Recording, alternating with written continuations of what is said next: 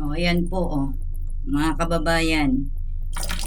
12:40 AM na po ngayon, Lunes, September 15. Ayan po lang, tumulo ngayon, pero ayan lang.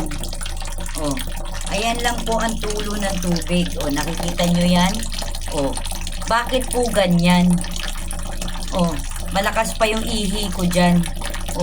Bakit po ganyan lang ang tulo ng tubig na bigay ng prime water?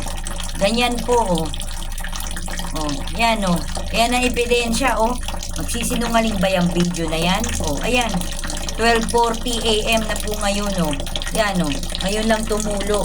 Bakit po ganyan kahina? Asa ng tubig? Wala namang sira.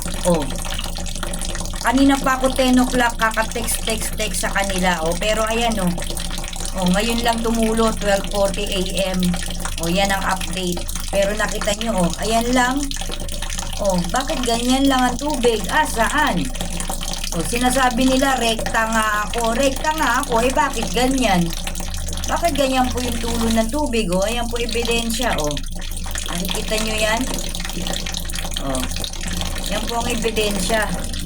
Bakit ganyan? Hindi po ganyan ang tulo ng tubig dito. Hindi ganyan po ang normal na tubig.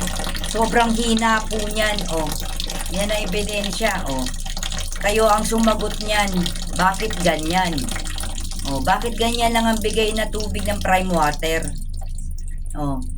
Yan, ganyan, Yan ang ebidensya,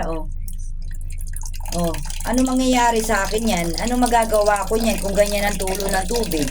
Tapos, tutulo yan, baka hanggang 3 AM lang. Ano magagawa ko dyan kung ganyan ang tulo?